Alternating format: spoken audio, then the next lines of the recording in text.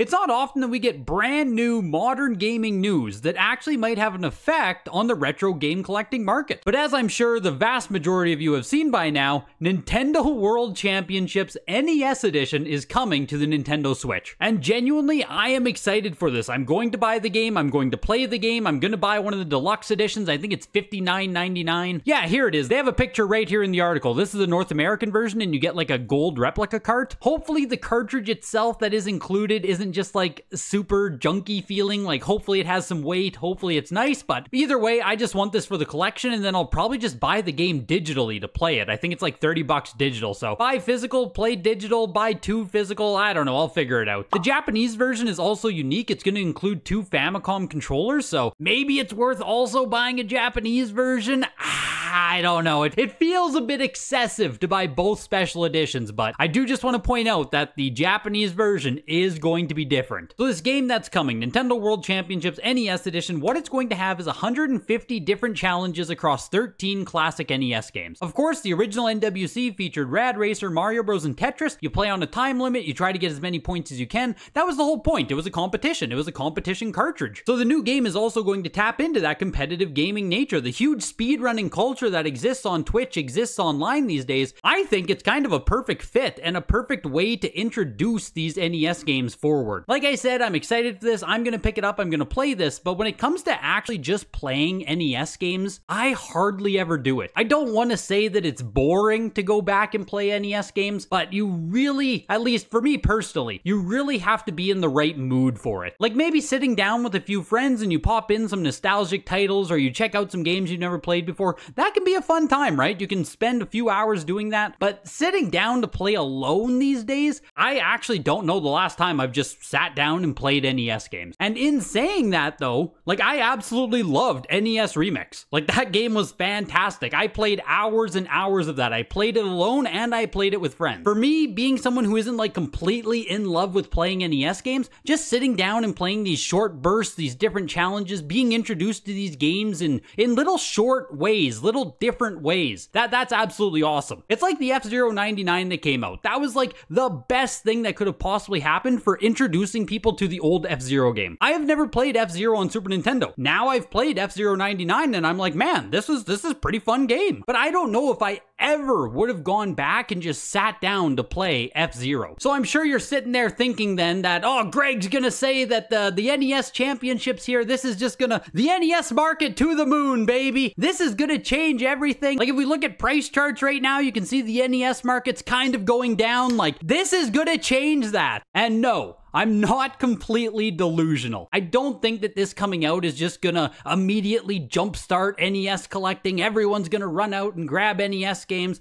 Like I don't think it's going to have that kind of market effect. Come Christmas season, I don't even think most 7-year-olds are going to be asking for a collection of old-ass video games. I'm not that crazy. But what I will say, and I genuinely do think this game is marketed towards the older Nintendo crowd, the average NES connoisseur is probably what, like 40, 45 years old? Like I do think this game definitely appeals to the older Nintendo crowd. And for a lot of those people who are now parents, this might be the way that they introduce their classic games to kids. Just like I was saying, I don't sit down and play NES games. Someone who's 7 years old right now, I think it's a really tough sell to just sit down and play some NES games. But if you can sit down and bond with your parents playing this little mini game collection, that's perfect. But what really matters to the game collecting hobby is that legacy content like this is continually refreshed, is continually released and kept in the pop culture relevance. The 13 games on here are going to be like Zelda, Zelda 2, Kirby, Mario they showed. It's going to be some of the most classic games on the NES. And even if every kid right now isn't going to run out and buy this game, they are going to be aware that it exists. This just keeps NES games, these classics, it keeps them in the mind of people. And it's the same with comic books and comic collecting. If Marvel or DC Comics, if one of those major companies doesn't do anything with a superhero, if they leave storylines or heroes, if they just dump them for 20 years, people simply stop caring. Nobody knows that these things even exist. The worst thing that can happen for video games, comic collecting, whatever it is if the actual company that produces this stuff just stops caring about it. Now, MetaZoo is a very extreme example where the company itself just went bankrupt. The future of MetaZoo is not good whatsoever if it's gonna fully rely just on hobbyists. Hobbyists, enthusiasts, they can definitely keep a community alive, no doubt about it. But eventually, without actually having the first-party company support, if Nintendo were to just drop Zelda or drop Mario, without the actual Nintendo, or if Nintendo as a company just stopped existing, eventually Mario would just fade away. A lot of people argue with video game collecting is, why would kids care about these old consoles, these old games? Why would any kid want to buy an old Zelda or old Mario on NES in the year 2024, even in the year 2035, right? We can go out another 10 years here. Why would anyone care? And it's legacy content like this being released by the actual developers that cause people to still care. Obviously, everyone who plays this game isn't just going to be like, oh my god, I need to pop on eBay and pay 500 bucks for Mario. Like, that's not how it works. But for anyone who's inclined to play video games, and it's not even just children, like I said, this is going to be an older demographic, I think, that buys this. But even if your average NES enjoyer is 40, 45 years old, this could reignite their spark to go and check out NES stuff. This could be what brings them back into retro game collecting, into retro game playing. Just looking at the price charting chart here, like, there is no direct correlation, I don't think, between NES Remix 1 and 2 coming out. It was right at the end of December here, so it'd be like right here where it's 15.28 average.